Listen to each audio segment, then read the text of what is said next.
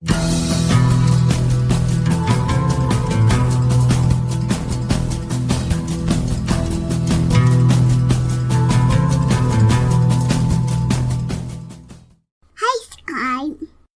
afternoon, everyone, and welcome to another episode of D.E.I. Deathwatch, where we chronicle the downfall and the doubling down of diversity, equity, and inclusion. I'm your host, Scribelight. Welcome to Monday. Another Monday. Here we are. I hope everybody's staying warm. It's a bit chilly here, but fortunately I do not have the snow to deal with, as many of you probably do. But I hope you're all safe and well. And, yeah. So we're getting into today's stories. And admittedly, the stories are starting to thin out the last couple weeks. I can't imagine what else might be taking up the news cycle. But we might or might not talk about that, depending. But who's joining me on this beautiful Monday afternoon? Advocatus Diaboli, good afternoon. Blue-Eyed Scream, hello. Kiro Soldier, hello. Jay Blizza, good afternoon. Miranda Stone is here. Guys, I don't know if you know about Miranda Stone, but on the off chance that you don't.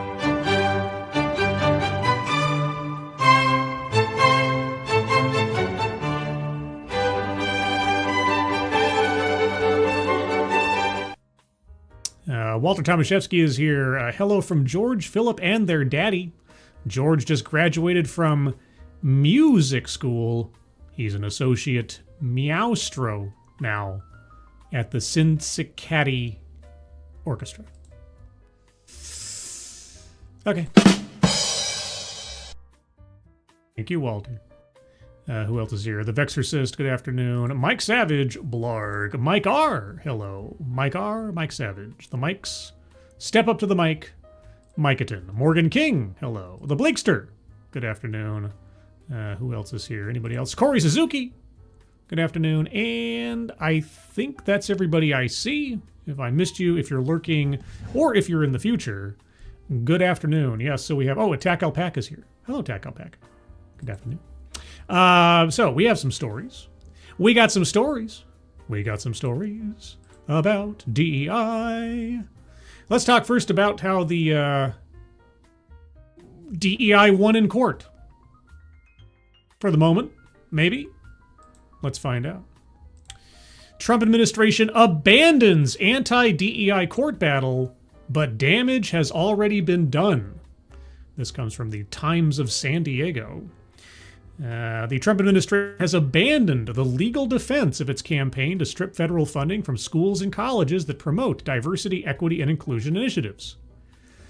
Unfortunate? Then what's the point of Title VI? I don't know. The administration formally dropped its appeal Wednesday in a filing with the U.S. Court of Appeals for the 4th District, leaving in place an August ruling from U.S. District Judge Stephanie Gallagher in Maryland. A coalition of groups, including the American Federation of Teachers, challenged a Dear Colleague letter sent by the U.S. Department of Education in February, which targeted practices the administration said, quote, toxically indoctrinated students with the false premise that the United States is built upon, quote, systemic and structural racism, unquote.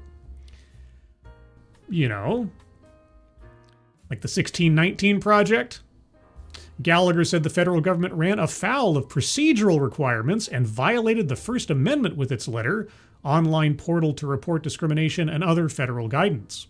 Quote, the government did not merely remind educators that discrimination is illegal, Gallagher wrote in her August order, it initiated a sea change in how the Department of Education regulates educational practices and classroom conduct, causing millions of educators to reasonably fear that their lawful and even beneficial speech might cause them or their schools to be punished. The latest legal development is a victory for California students and families because of a ruling by a Maryland district judge. Said Christopher Nellum, executive director of Ed Trust West, a nonprofit advocacy group that aims to dismantle racial and economic barriers in California's education systems. Yeah, California's looking great. Quote, the evidence is clear. Diversity, equity, and inclusion strategies expand access and help close opportunity gaps, Nellum said in a statement to EdSource. Yeah, DEI's great.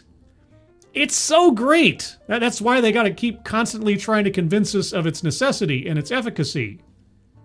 after over a decade. Quote, federal funding threats aimed at dismantling these efforts undermine public education and harm the students who need support most. Well, let me tell you something, Mr. Nellum. There is this little thing called Title VI. And Title VI says if you have programs or activities that are racially discriminatory, you lose your federal funding, preferably. And diversity, equity, and inclusion programs, classically, have racial preferences added to them. So, once again, what is the point of having Title VI? What is the point of having Title VII? If these things are never enforced, what is the point? Educators and advocates said that over the last year, the Trump administration's campaign against diversity, equity, and inclusion initiatives had a major effect on the landscape of both TK through 12 schools. TK through 12? I know K through 12, kindergarten. What's TK? TK through 12 schools and higher education, even in California. Good. The answer to that is good. That was the point. What do you think the knock-on effect of the Supreme Court's decision on affirmative action was supposed to be? Quote, the damage has already been done across the nation and even in California, where people think we're impervious to the conservative backlash or right-wing movement, said Royal Johnson, who leads the Race and Equity Center's National Assessment of Collegiate Campus Climates at USC. The Race and Equity Center. A more dystopian name I haven't heard in the last week. The Race and Equity Center. Yeah, all the damage has been done. Well, we'll take a look at some other schools that are trying to do damage control momentarily. In February, Johnson and other advocates for DEI policy said the federal government's guidance was not law and warned institutions from overreacting to the February 2025 Dear Colleague letter. Don't overreact, huh? Could have fooled me. Johnson has seen schools cut funding or staff to departments and programs focused on underserved groups. Yes. Petulant compliance. See, they create a crisis and then they blame it on Trump. Right? They create a crisis that nobody asked for. They cut staff and funding and resources from things so they can make it look like that Donald Trump is victimizing a whole bunch of innocent children that just happen to be in minority groups. Because obviously when you're talking about DEI and you're taking away DEI, you're harming minority demographics, obviously. So we have to harm minority demographics in order to conform petulantly with the Trump administration's decrees and then create this PR crisis that we then blame on Trump. It's like, don't look at us. Donald Trump is making us do this. Donald Trump is trying to punish autistic kids and minority demographics because he's a racist. And then this stuff happens. Like, oh my God. Some institutions have also scrubbed references to race, ethnicity, the LGBTQ community, diversity, or equity in favor of something more general like community, Johnson noted, including his own employer, USC. Some educational institutions in California made subtle changes over the last year. EdSource found that California State University institutions scrubbed some diversity buzzwords from their programs and websites. At Stanislaus State, for instance, diversity was dropped from events once called the Presidential Diversity Celebration Series. At CSU Monterey Bay, the Office of Inclusive Excellence became the Office of Community and Belonging. Johnson says something is lost when schools drop, quote, identity safety clues, unquote, from spaces and organizations that serve as a beacon to students who, quote, have a tough time seeing themselves on campus, unquote. Seeing themselves. Pardon me a second, my glasses are dirty. When my glasses get dirty, my eyes get terrible. And my eyes are already terrible. So it only enhances the problem. Someday, maybe. If I can afford it. I'm going to look into that laser surgery stuff. Some institutions were undeterred by federal and political pressure. So they decided to blatantly violate not only existing law, but also the executive orders. Okay. Johnson points to Sacramento State as an institution that doubled down on its commitment to black students and was among 3 colleges designated a California Black Serving Institution. No racial preference there at all. Not being racially discriminatory in any way, shape, or form. The Los Angeles Unified School District put more money into its Black Student Achievement Plan, despite being sued by a conservative group that called the program discriminatory. It is discriminatory on its face. It's called the Black Student Achievement Plan. Why isn't it just the Student Achievement Plan? Why is it being racially segregated? Yeah, the conservative group called it racially discriminatory. It's not on its face racially discriminatory. The latest development is a legal victory that establishes support for the values of equity and inclusion, said John Rogers, a professor at UCLA's School of Education and Information Studies. But he says the Trump administration's tactics were successful in disrupting education over the last year. You mean disrupting your ideology? Quote, one of my concerns is that the strategy of the Trump administration is to disrupt and instigate a sense of conflict within local communities, Rogers said. No, that was the strategy of the people making the decisions that they then blamed on the Trump administration. Show me in the Dear Colleague letter where it said, cut funding to autistic students, cut funding to students because they're black, and on and on and on. Tell me where it said in the letter, erase references to black leaders or LGBTQ pride or anything else. Tell me where in the letter it said that. Oh yeah, that's right. It didn't. You guys did that and then blame Trump. You guys created internal conflicts that you then blamed on Trump. It's that whole meme. It's like somebody shoots the guy in the background, then turns the camera and says, why did Trump make me do this? He points to other actions taken by the Trump administration that have also been disruptive, such as canceling protections for schools against immigration enforcement. Why should schools be protected from immigration enforcement? Or targeting policies that are aimed at supporting LGBTQ students, especially transgender students. Well, then you're not talking about the other demographics there, are you? You're just talking about one letter in the litany. So why are you clumping it up with a bunch of other people that don't matter? Because again, you want to just artificially create a crisis and a scandal. Johnson says that he hopes that schools and colleges can capitalize on this legal victory and stop self-censoring work under the banner of DEI that supports students and addresses the harms of the past. But he warns there will be more fights ahead. Quote, I hope folks could feel more emboldened today, Johnson said. It doesn't mean more isn't coming. Yeah, well, I'm not quite sure why the Trump administration caved to this particular situation. But, yeah, no, more is coming because affirmative action is dead, DEI is on the decline, and trying to gussy up racial discrimination as some sort of corrective issue for the past isn't going to work. Eventually, it's going to come falling down more so. And you guys that keep promoting racial discrimination and elevating people on the basis of their outside characteristics and trying to kill meritocracy, it's going to fall apart. It might take a while. It's taken 10 years plus so far to finally make it to the front burner. But it's coming. I can only hope. But what do you guys think? Jill Powers, the River Daughter. Good afternoon. Susannu Ella Richard, we're talking about kids in part that aren't even old enough to be in kindergarten. Is that what T is? Like toddler or something? What's the T? I never heard of TK through 12. I'm obviously out of the education loop for several years now. Abdigas Diaboli. It is absolutely discriminatory. It is in the name, for fuck's sake. Yeah. And they say it as though it's some kind of like working theory or rumor on the part of conservative activists or something. Oh, this particular program is for Asians. Nobody else gets to benefit from it. It's not discriminatory. It's being helpful.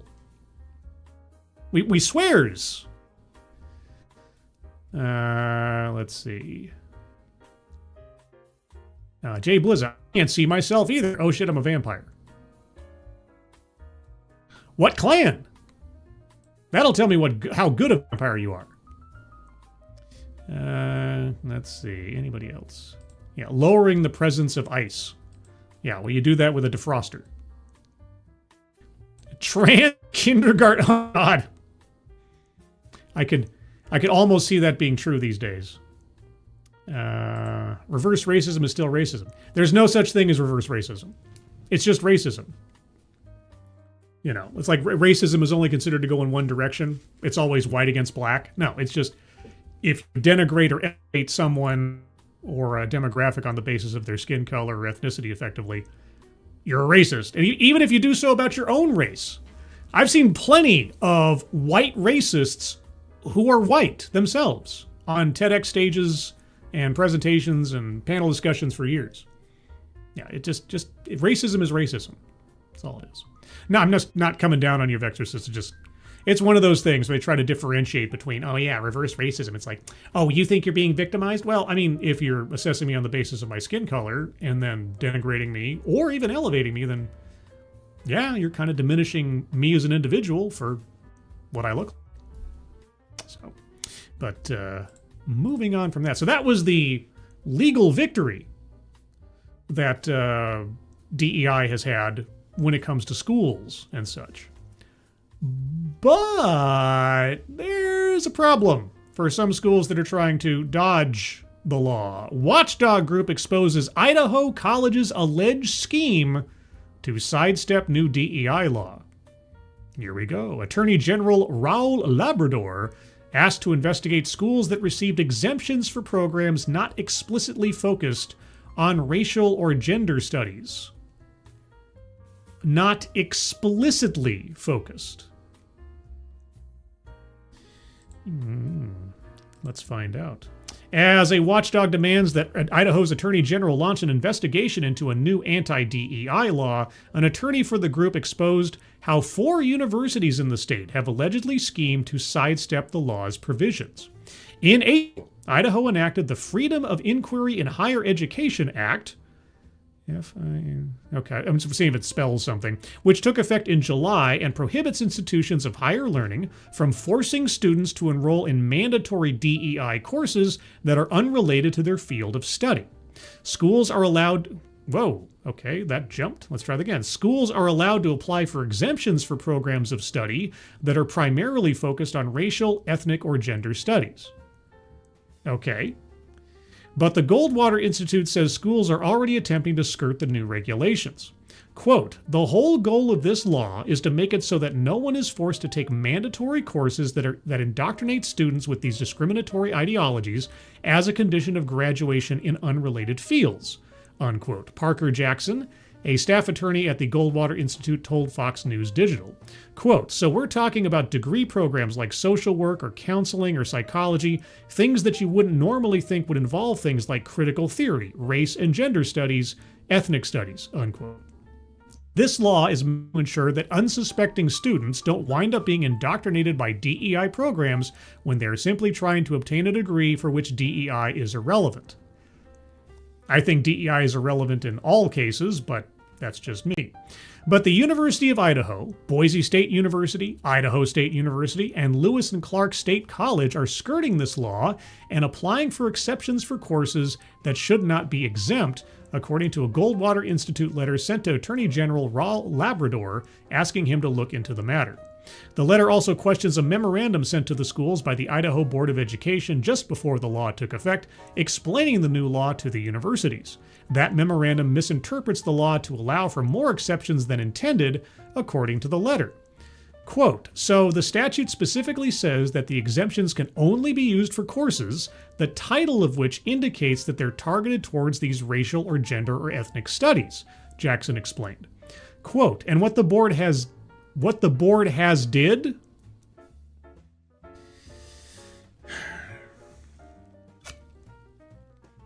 I'm reading it as it is written. And what the board has did is they've gone through and they've essentially tried to delete that portion of the statute and say that if the degree program requirements have these DEI mandates in them, then they can get an exemption for the class.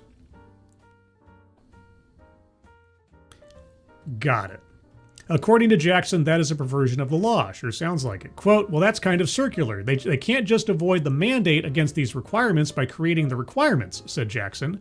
And so what we're asking the Attorney General to do is to take a look at all of these exemptions that the board has granted across the state at Boise State and Idaho State and University of Idaho, I think Lewis Clark College. Lewis Clark State College is the other one, and find that these are violations of the Freedom of Inquiry of Higher Education Act, unquote. The letter also says that the schools now require DEI-related courses in degree programs whose titles did not clearly indicate a primary focus on racial, ethnic, or gender studies. For example, finally, a required course in the sociology program at the University of Idaho is called, quote, Introduction to Inequity and Justice, unquote. The school has received a DEI exemption for the sociology program because of this course and several other elective courses, despite the fact that the degree program, sociology, is not explicitly a race, ethnic, or gender studies program. Okay, quote, stated simply, DEI-related courses may not be mandated unless the title of the degree program, e.g. ethnic studies, clearly establishes that the degree program itself is primarily focused on racial, ethnic, or gender studies. Only then may the institution require a DEI-related course for completion of the degree program.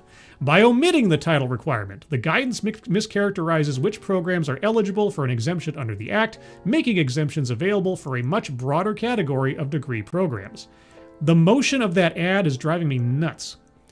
The letter ends with a call to action against Labrador to investigate the exceptions that have been made and the memorandum sent to the Board of Education to the schools.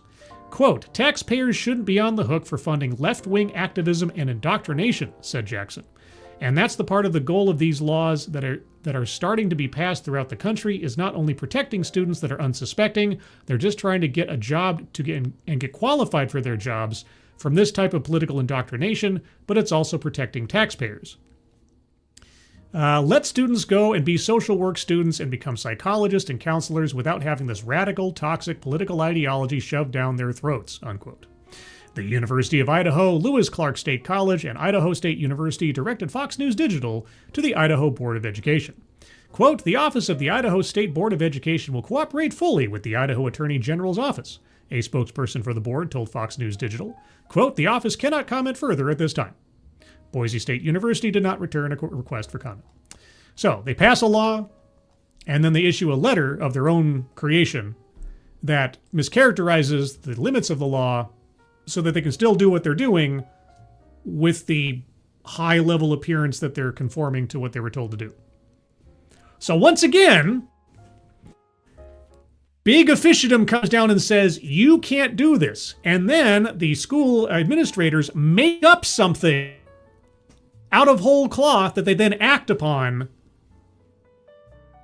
And in this case, it was about policy and forward rather than saying, oh, well, we're going to cut funding and staff on things and make everybody victims of Donald Trump's tyranny. Now, in this case, we're just going to change the rules of our own creation and then operate on that. It's kind of a reverse Cuban Missile Crisis kind of situation, if you think about it. Or like, the first letter from Khrushchev at X, and then the second letter looked like a hardliner letter, and JFK decided to ignore the second letter and operate as though the first letter was the original one. Except, anyway. That's a weird connection. My brain is odd. What can I tell you? But yeah, so imagine that. Idaho State Schools. Done at least a couple of videos on those in my scripted days and a couple of those live streams about Idaho State colleges trying to find ways around stuff. They really, really are ticked off that they can't have their black graduation ceremonies anymore. They can't have their racially segregated graduation ceremonies. That was like a highlight of their year over there. But oh well. Advocates Diabolate, you're living in your own private Idaho.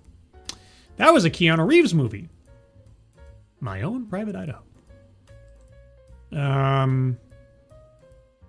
Okay, was River Phoenix in that?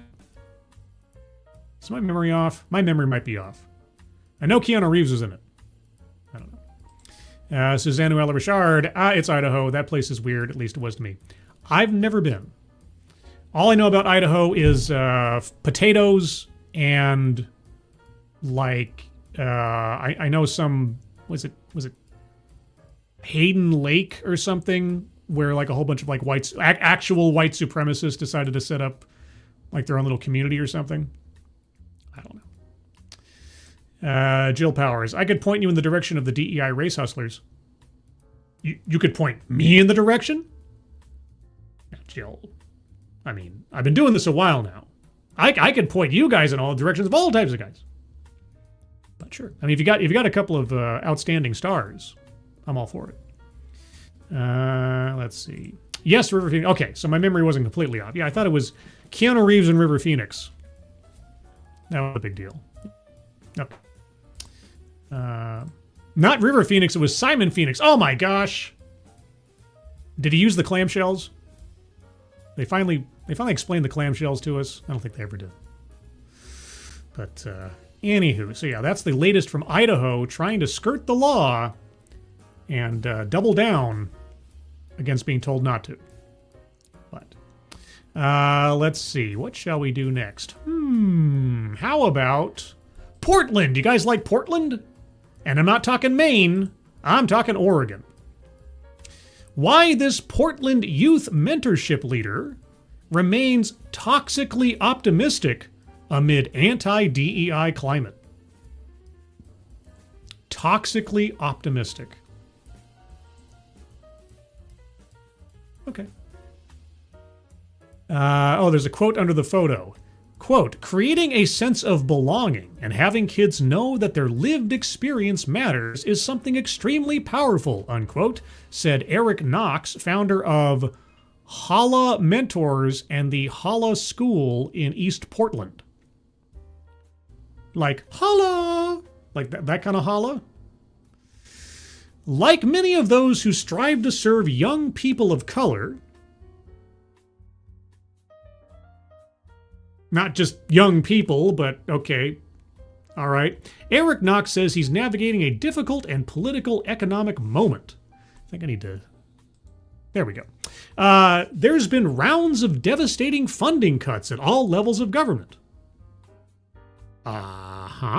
Foundations and philanthropic groups are also giving less.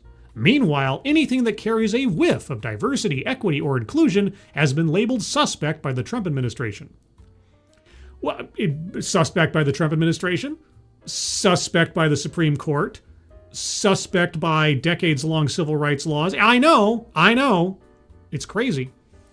Quote, these days we're not in style, not in fashion, said Knox, whose organization Holla matches students of color in East Portland with adult mentors and also operates a charter school in the Centennial neighborhood. Still, he remains undeterred.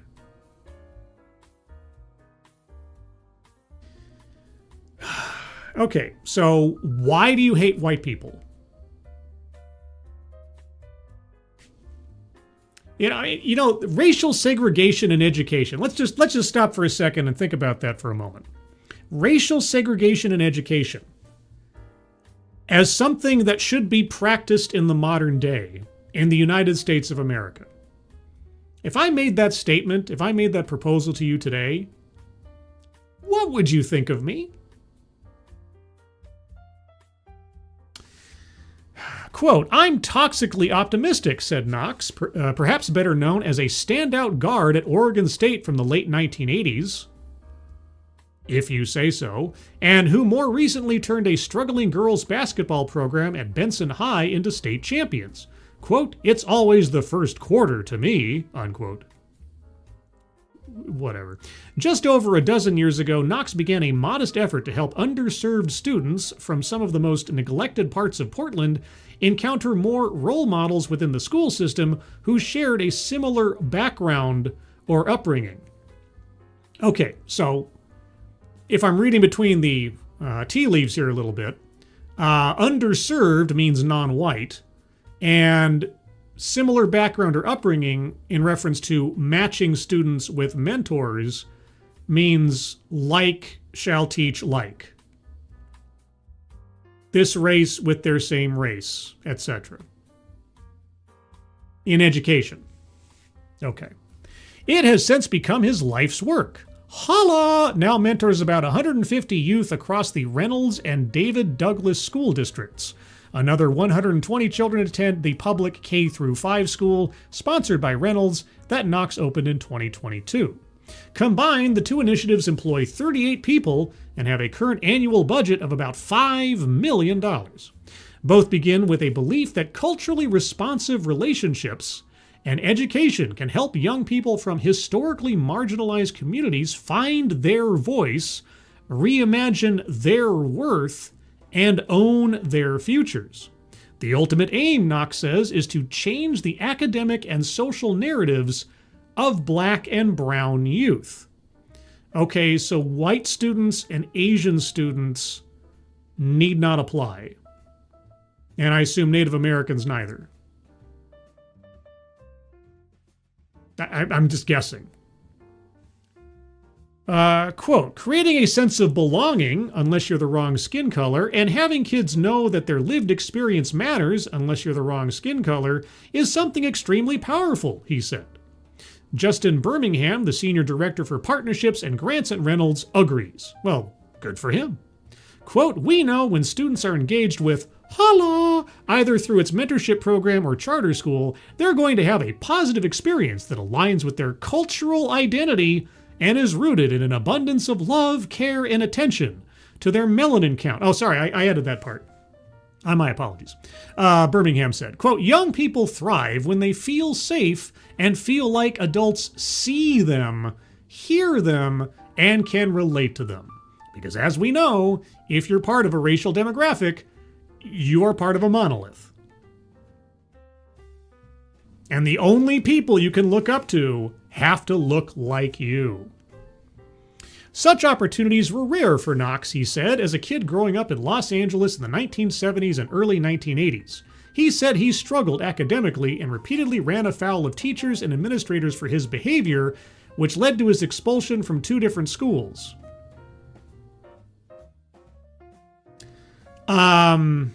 What kind of behavior? You were expelled from 2 different schools. Okay, quote, I had a lot of trauma that I was going through as a child and I wrestled constantly with that, he said. And that was the school's fault? What? Yet his prowess on the basketball court eventually led him to Oregon State University, where he starred alongside Gary Payton during the end of the Ralph Miller era. I recognize the name Gary Payton. I don't know the rest of it. He played as a starting guard during his 4 seasons between 1984 and 1989. After spending more than a decade in Portland, Knox returned to Southern California in 2004, where he worked in real estate with his father, pastored a church, and coached basketball travel teams. The real estate business faltered, though, and he began surveying his options. So he was a trouble student, got expelled from 2 different schools, was a good basketball player, and a failed real estate agent. Okay. Tell me more, tell me more. That's when longtime friend Rick McKinley, founding pastor of Imago Dei Community, or Imago Dei Community, or DEI Community, suggested Knox move back to Portland and offered him a job as the church's community engagement pastor. Quote, the contribution, if anything, we made for Eric was freeing him up to do what he's made to do, McKinley said, creating a future for kids who grew up like him. Kids that are acting out in school and getting expelled? Soon after his return in 2013, Knox became the head girls basketball coach at Benson High and also founded Holla, where he ran part-time on a shoestring budget out of Alder Elementary in Gresham's Rockwood neighborhood. Okay. The nonprofit's name pays homage to Tupac Shakur and his autobiographical song Holler If You Hear Me, an anthem that detailed the late hip-hop artist's troubled and traumatic youth. During 11 years as head coach, Knox led Benson to the state championship game 3 times, losing the 2017 to 2018 title game to Southridge, winning the state title over Mountainside in 2018 through 2019, and losing to South Medford during his final season in 2023 to 2024. All the while, Holla continued to grow and take up more of Knox's time. Following George Floyd's murder in 2020, and amid the ongoing pandemic, he moved to open his school on Southeast Stark near 145th Avenue. Quote, I was like, hey, let's not play it safe. We got an opportunity, unquote. I guess we got one. On a Friday afternoon late last fall, more than 100 parents, caregivers, and other family members filled Holla School's cafeteria for its quarterly Celebration of Learning event. Were any white or Asian children allowed to learn at this event? Over the next hour, each classroom of children took center stage to read, perform, and deliver reports on books they'd read, history lessons they'd learned. I can only imagine what kind of history they're being taught, and science experiments they conducted. Quote, what would it look like if we were to center Black, Brown, and Indigenous people from the research all the way to the practice? School administrator Chris Reiser said of those, Chris Reiser asked those in attendance, this is it. What would it look, I'm going to read that again. What would it look like if we were to center Black, Brown, and Indigenous people from the research all the way to the practice?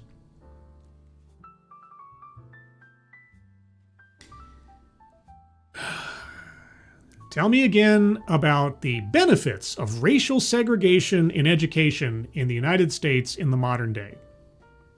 Applause erupted throughout the cafeteria while Knox, seated discreetly among the throng, looked on and smiled. Quote, none of this stuff works without joy, he said. Joy is essential to our work. Oh, joy. Happy, happy, joy, joy. As I said in one of the previous streams, I think it was the TEDx, whenever I hear joy now used as some kind of like inspiration or fuel system for a movement or a program, I get a little suspicious. Just a little suspicious. You're really, really happy to be racially discriminatory. Hey guys, look at us. We're excluding people from opportunities on the basis of their race. Isn't it great?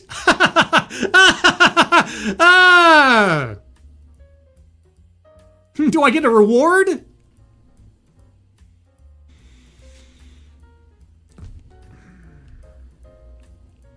Walter Tomaszewski giving me a Latin lesson here. Imago Dei, Latin for image of God. You know, I didn't realize that DEI spells God. I could probably solve some ancient puzzle in a cave somewhere in the desert with Indiana Jones with that kind of knowledge. If you get it, you get it. What can I tell you? I don't know. Happy, happy, joy, joy. Happy, happy, joy, joy. Happy, happy, joy, joy. Happy, happy, joy, joy. Happy, happy, joy, joy, joy. Do-do-do-do-do. Verboten. Just anything? Something? Okay. You mean leering event. That's probably true. That's probably true. And this is the kind of stuff I read. I'm just like, how is this legal? How is this something in an article like that where there's no question whatsoever, like, gee, you know, this seems awfully racist, this seems awfully segregationist for a educational program. Now, it may be done through a private school, charter school, I'm not quite sure. At the same time, though, even if, and this is something that, a thought that has occurred to me because of recent events in the news, just because you can do something, maybe you should consider whether or not you should, to paraphrase from Ian Malcolm. So, anyway, that's what's going on in Portland, Oregon. If you can believe it. Portland, Oregon is having a celebration of racial discrimination. But, moving on. Let's go into the legal world now, shall we? Scaling back DEI has chilling effect on LGBTQ plus attorneys. Okay. Now, thinking back to what I've covered in the past of law firms and their programs and internship programs and grants and so on, and I've done a few. You can look up on my channel. What was it? O'Melveny. Yeah, it was O'Melveny, and I forget what the rest of the law firm's name was. But anyway, the O'Melveny method. If you look on my channel, I think one of my better scripted videos, the O'Melveny method, you'll see a law firm that really went hard on giving opportunities of internships and resources and grants to people on the basis of things that have nothing to do with their merit. So a DEI scaling back, I could see being a detriment to people of any particular demographic that DEI generally prefers. And yet, when I think that Thomas Sowell quote comes to mind, when people get used to preferential treatment, equal treatment seems like discrimination. Is that what we have here? Let's find out. How are federal executive orders limiting diversity, equity, and inclusion initiatives affecting LGBTQ+ attorneys? I'm thinking for a second. What did the Trump executive orders specifically do against people on the basis of their sexual orientation? Well, the only thing I can think of is the T in LGBTQ+, which somehow affects every other demographic around the litany. But let's move on. A seminar hosted by the New York State Bar Association's LGBTQ+ law section, delved into this question, as well as how LGBTQ+ attorneys can navigate this changed environment. The speakers were, I don't care. Let's get to the story. Last year, President Donald Trump released a series of executive orders. Yes. One ended affirmative action requirements for federal contractors. Another required all federal agencies to identify and stop DEI practices within 120 days. A third withdrew federal recognition for transgender people and ended federal funding for gender-affirming care. Withdrew federal recognition for transgender people. That seems like a simplification, but ending federal funding for gender-affirming care. You mean butchering children? Yeah. In addition, the U.S. Supreme Court ruled in 2023 that race-conscious admissions policies are unconstitutional in Students for Fair Admissions Incorporated versus President and Fellows at Harvard College and Students for Fair Admissions Incorporated versus University of North Carolina. Yes. Yes, they did. And how do these things tie together? Quote, we know that firms and employers are reassessing their DEI commitments amid various sources of pressure. But we also know that while there have been changes in litigation trends, there's not been changes to state or federal law. There have been many changes to state and federal laws. In the sense of federal law, there hasn't been much change since 1964, but also 2023 with the elimination of affirmative action. So what are you talking about? Also, the state of New York protects protected traits and characteristics at a much higher standard than the federal government requires. Many of our protections have been ratified in our state constitution.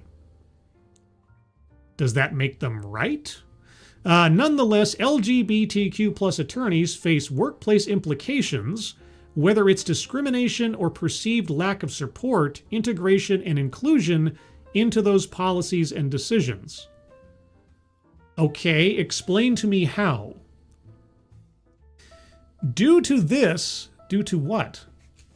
Now, you have to give an example of what you're talking about. You can't just say, due to this thing that I've described in the abstract. Due to this and from threats from the federal government, such as workplaces have limited or ended diversity initiatives such as fellowships, pipeline programs, and employee resource groups, programs that are seen as giving preference to specific groups of people. Again, you keep referring to this as though it were some kind of theory or some kind of idea or conspiracy that somebody's throwing out there. No, look at the employee resource groups out there. Look at what they serve specifically. Racial demographics, gender, ethnicity, orientation, and of course, they throw in the veterans group there just to make themselves feel better. They do. service specific groups of people or demographics. And here's the thing. What is the I don't see enough people talking about this, and I'll keep saying it because it is important. What are the implications of the Supreme Court's decision in 2023 outside of colleges and universities? Why did the argument to preserve affirmative action fail? Or what was the argument that failed? The argument was the argument to diversity. Okay, that visible aesthetic diversity in and of itself has a benefit that far surpasses the restrictions placed upon schools within Title VI. That was effectively the argument from the lawyers. And that argument failed. And so, if the argument to diversity is not a defense against racial discrimination in school admissions, it will also not be a defense in employment decisions. Which means the door is opened wide for massive class action lawsuits against companies that practice diversity initiatives in their hiring and promotion decisions. That's why the smart companies are trying to divest themselves as quickly as they can. The question will be whether the EEOC, over the course of 2026 and onward, actually does something to punish such companies. We will see. Moving on. Some firms are continuing their DEI commitments but are evaluating them to ensure that they comply with federal directives. For example, making sure that affinity groups are open to everyone. Then they're not affinity groups, are they? But also, how about you comply with the Civil Rights Act of 1964? Again, pretending as though Donald Trump's executive orders were just a brand new thing that nobody thought of before. Quote, I think a lot of firms are looking at what culture do we want and how do we maintain that culture while ensuring that we're legally compliant, said Wright. Don't discriminate on the basis of race, gender, or orientation, or religion for that matter. Pretty simple. Nevertheless, this heightened scrutiny and loss of support has left LGBTQ plus attorneys feeling uneasy. Why? Specifically, why? You keep saying this, you're not telling us why this is specifically harming that demographic of lawyers. Quote, the changes had me question for the first time in my career, does my existence and my identity put my firm at risk?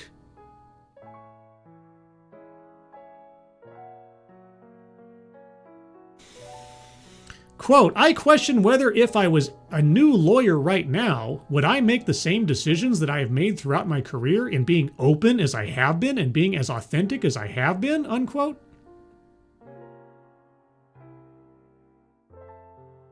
Okay, you're a lawyer, correct? You're someone who studies the law. All right, well, lawyer, tell me, where in the executive orders, where in the Civil Rights Act of 1964, where in the Supreme Court's decision on affirmative action does it say, thou shalt not hire gay or lesbian lawyers? Or thou shalt be punished for employing gay or lesbian lawyers. Show me. I mean, if it actually is there, I'll be right beside you and fighting against it and speaking out against it. So where is it? DeFazio said that LGBTQ plus attorneys are relying more on informal networks and allies due to the reduction of affinity spaces and institutional supports. What is it you think you're missing out on? Tell me specifically. You don't have your ERG anymore? You can meet up after work with your friends. Institutional supports like what? What institutional support do you require for not being straight? Quote, we're in a place where the federal government is saying you can't do these things, said DeFazio. Do what things? And then under state law, we're obligated to do these things. What things? What are you talking about? It really puts a pressure on decision makers in terms of what is the right thing to do. Who are we more afraid of, unquote.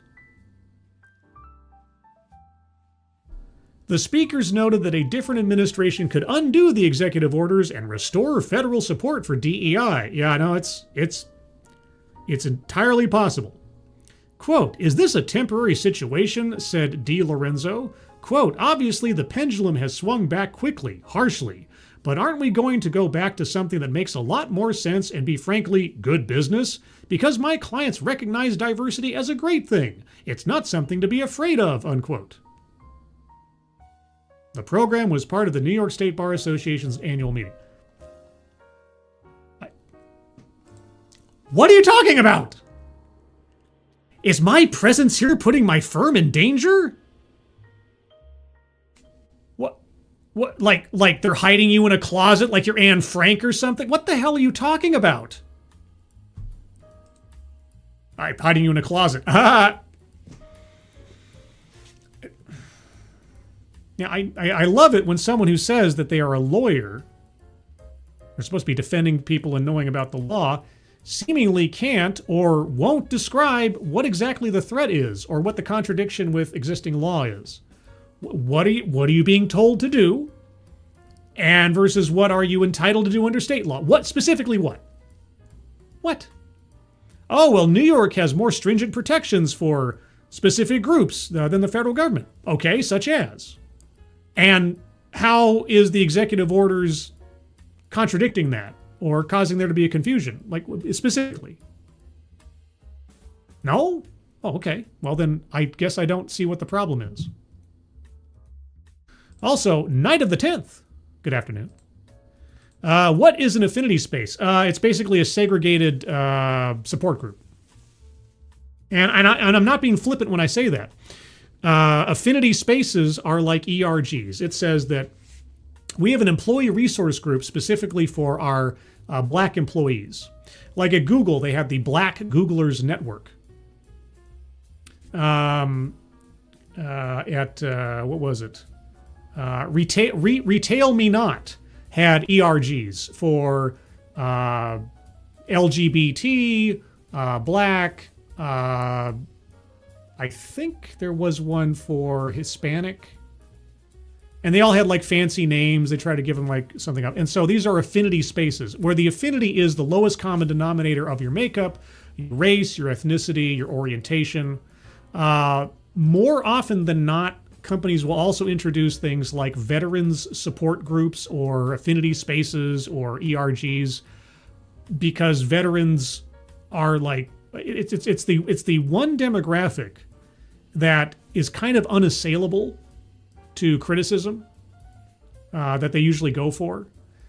Because being a veteran is actually a signifier of someone having done something. You know, made a sacrifice on behalf of their fellow Americans regardless of their appearance or background. Whereas the other affinity groups are just, well, are you the right color? Are you the right ethnicity?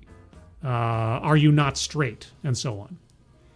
So, yeah, affinity groups, ERGs, 6 of one thing, half a dozen of the other, basically.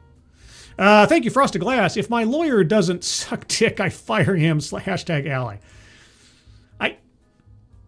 I would love to know from that speaker what they're talking about. Like, why do you believe now that your presence at your law firm and being out puts your law firm at risk? At risk for what? Specifically. What do you, it just sounds like fear-mongering and nonsense, and it sounds more like, you know, shades of petulant compliance. Well, I mean, if the executive order says we have to get rid of DEI, then I guess I'm going to be fired? I'm a liability to my law firm because I fall within the demographics that DEI generally preferences? What do I do? Silliness. Self-segregation can also be encouraged by the company itself. There's the video I did on Retail Me Not. The CEO comes out, or one of the CEOs comes out at the end and says that if you're not on board with our culture, this probably isn't the place for you to work. And the culture being described when they're talking about these ERGs and everything. So there are companies that have had these cultures based around bringing your whole self to work, DEI, ERGs. And if you don't get involved with their internalized, racial clubs and tribes, that could be a demerit against you in opportunities potentially, because you're not on board with the philosophy. So it's a question of whether or not someone is joining an ERG because they want to, or because they feel like they don't have a choice, or that they're incentivized to join regardless of their actual interest because the company's sort of quietly mandating it. But then you also have the true believers that just like having their own club and trying to turn their demographic into a victim class that needs special resources from the company because everybody has to be coddled and seen as a pity victim now. Anyway, I could go on. And I will with the last story I have. This one coming from Dead News, or Dead News. Dead News? It's Idaho Education News. The logo looks like it says Dead News. That's kind of funny. But given the story we just read about Idaho schools, what does Idaho Education News have to say? Think the DEI debate is closed? Don't count on it. I hope not. Idaho's latest DEI law is probably not the last word on the issue. The State Board of Education says Idaho's four-year schools have done a good job of carrying out a sweeping 2025 law banning diversity, equity, and inclusion programs. Except for those that have been trying to get around it, which we learned in another story. A legislative audit generally bears that out. But the audit, released earlier this month, also points out glitches and gray areas 7 months after the law went into effect. A national group and an Idaho group are accusing the State Board of misinterpreting the law, which is forcing students to take DEI-laden courses. Okay, this is just...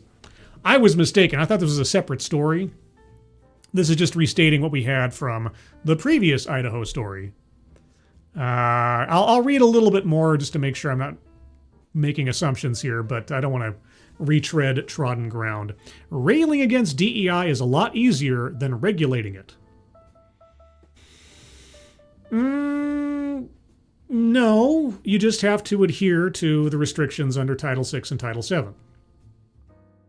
That's basically it. And whatever, state laws that don't contradict federal law. It's not that tough. The problem is that nobody's been enforcing the laws, so. Even when the legislature passed what seemed like the anti-DEI law to end all anti-DEI laws, Senate Bill 1198, the 2025 law, and the byproduct of an ideologically stacked legislative task force, so the elected representatives of the people of the state. I mean, I don't know what to tell you. Folded in pieces of old anti-DEI policy. There's old anti-DEI policy? SB 1198 included bans on preferential treatment in college admissions and campus hiring. A 2024 law already addressed that. Well, was there still preferential treatment in college admissions and campus hiring? What was the law being adhered to? Doesn't sound like it. SB 1198 codified a ban on DEI offices or departments just months after the state board adopted a policy that required colleges and universities to close their DEI-based student support centers and shift towards more generic student centers. Okay. SB 1198 also carved out a significant change in the classroom. It bans curriculum that, quote, requires or otherwise compels a student to enroll in a DEI-related course in order to get a degree or certificate. And that was the focus of the previous article.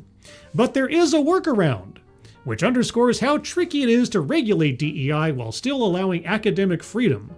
Colleges and universities can still require DEI-related courses if they have no suitable substitute in the catalog. And so they will ensure they have no suitable substitute.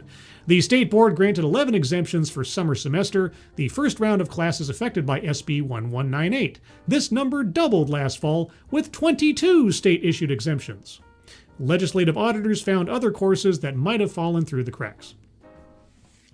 I'll just read this last paragraph because we're starting to go back into territory from the previous article. They flagged an Idaho State University class, quote, social work in a diverse world, unquote, a requirement for a social work bachelor's degree. Idaho State failed to request the exemption, quote, the result of confusion regarding a procedural issue, President Robert Wagner said in a January 9th letter to auditors. The state board granted an exception in December in the middle of their time frame of the audit. Yeah, so again, and something that I've said before, if you want to see the future of DEI in education and elsewise, all you have to do is look at California. California, believe it or not, back in 1996, I believe, outlawed affirmative action in their colleges and universities. It was one of the few states to outlaw affirmative action before the federal government did. And that law has stood the test of time, strangely enough.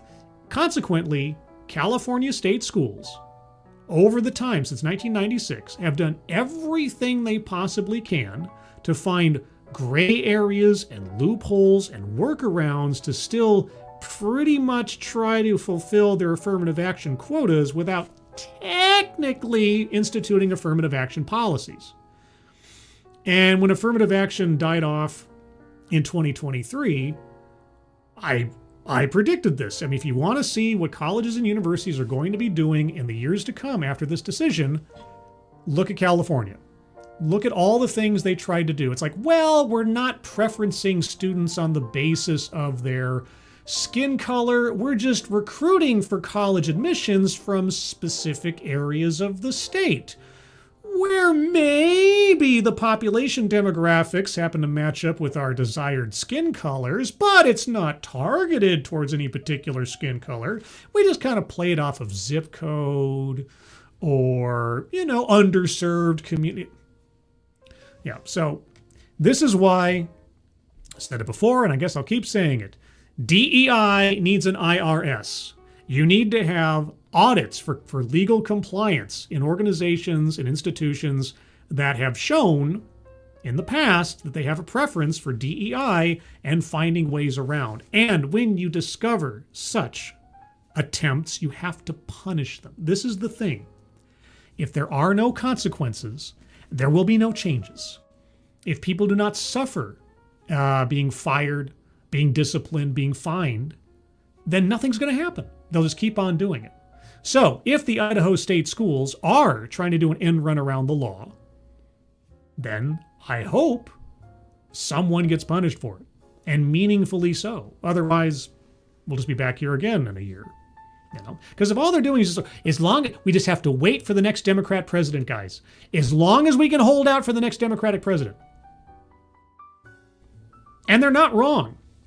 I mean, without some precedent set and real consequences befalling these businesses, these colleges, and so on, an enforcement of just existing civil rights laws, then it's all going to be reversed with the next president that gets in the White House that happens to be a liberal.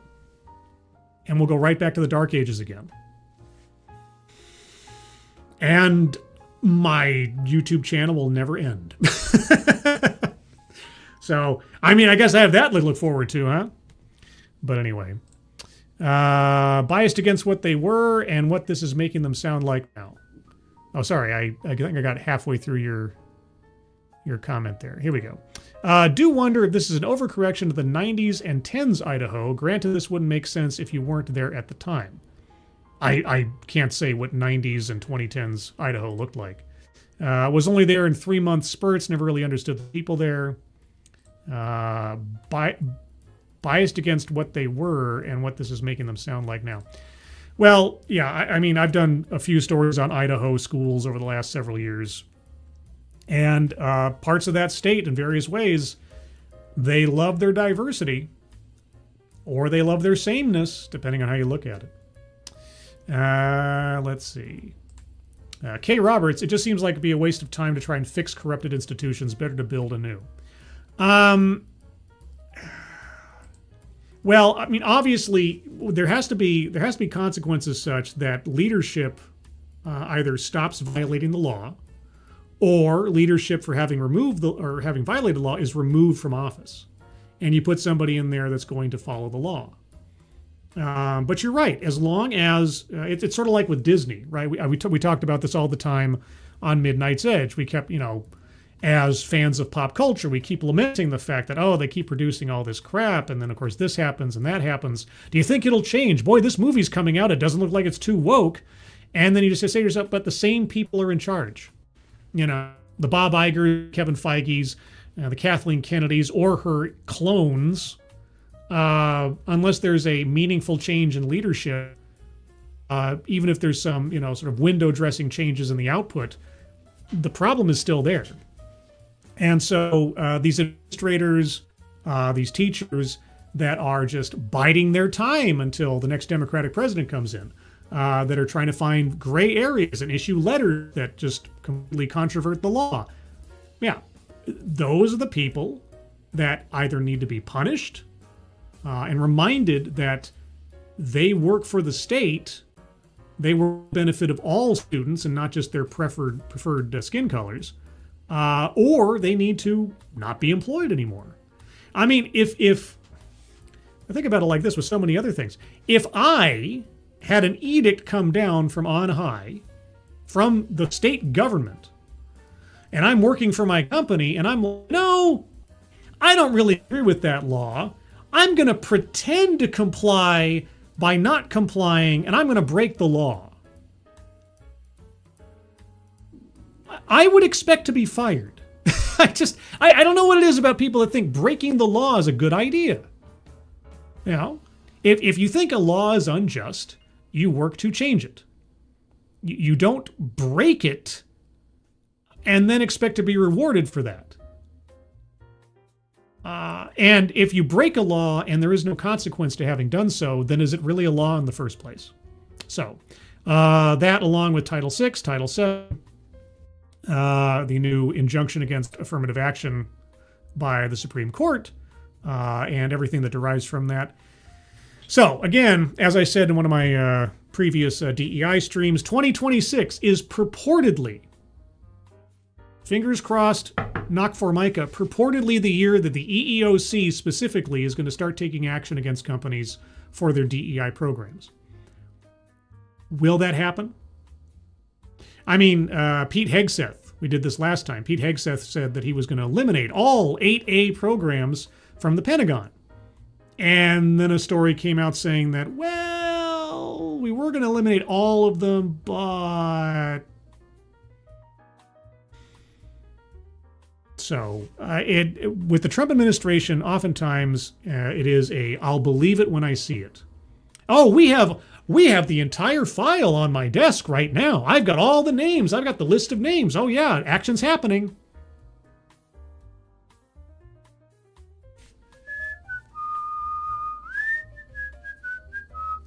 So, yeah, there's been a lot of promises made, a lot of hype done. The Trump administration has had a year to prepare to actually take action on these things. The proof will be in the pudding. So we'll be death watching, as the months roll by. Let's see, and one more thing. Advocacy heavily. The EEOC is still run by a woman, so no change is going to come. Ooh. Well, I am not toxically, but I am cautiously optimistic that Andrea Lucas will follow through. I am prepared to be disappointed, as I am with so many things. But with that, everybody, that's the show. Let's see. Programming note, Thursday at 6 p.m. Pacific, 10 p.m. 6 p.m. Pacific, 9 p.m. Eastern. Let me get my hours right here. Next episode of TED Excellence, where I'll take a look at another off-brand TED Talk for education and enlightenment. What will it be this week? Well, we did education last week. I did my DEI dose the week before or so. We did allyship. I don't know. I mean, I got to find something that doesn't overlap too much. We'll see what TEDx delivers unto me this week. Find out in the next couple of days. Outside of that, just a reminder that if there's a content creator out there that you appreciate, whether it's me or someone else, and they happen to be a smaller channel, because that's always kind of a factor, please be sure to let people know about their stuff by retweeting it out, sharing it out on Facebook, Napster, LimeWire, ICQ, Friendster. whatever the kids are using these days. And if it's for me, specifically on Twitter, if you tag me in whatever you're sharing to other people, do so that I know that you have, so I can thank you personally, because I really do appreciate it. Beyond that, is there anything else I want to plug before I go? I don't think so. Keep thinking, like, I always end up remembering something after the fact. It's like, oh yeah, I should have said this. Oh yeah! At the top of the chat box. Completely forgot. There's a link at the top of the chat box, guys, to the donation page to Blood Cancer United, formerly the Leukemia Lymphoma Society. Please, if you haven't already seen that, please take a look at that. And if you can donate, please do so. But even if you can't, if you can share that out on social media, that would be appreciated. So with that, everyone, I'm going to call it here. Thank you guys so much for joining me. Moderators, thank you for keeping an eye on things. Even though everyone here is so well behaved, you have very little to do. Let me pull this up. I forgot something else. That's what I forgot. You guys know I have a Discord? I have a Discord. Some people like to join the Discord. Maybe you're one of them. Maybe you know somebody who'd like to. Well, link to the Discord is in the chat right now. Click on that link. You'll find yourself on the landing channel called Say Hello. And in addition to saying hello, you just have to say the secret word. The secret word will tell me that you're not a bot. Actually watch the stream and if thus are in the right, the privilege, the entitlement to join the Discord server. And today's secret word is exemption. Just say hello, exemption, and I'll know that you watched the show. But beyond that, everybody who donated either to myself or to the link at the top of the chat box, thank you guys so much for your generosity. And with that, I hope you're all safe and well and warm. And if you're not warm, please get warm soon. And if you're not well, please do get well soon. And I will see you on the next one. Take care, everybody. Bye-bye.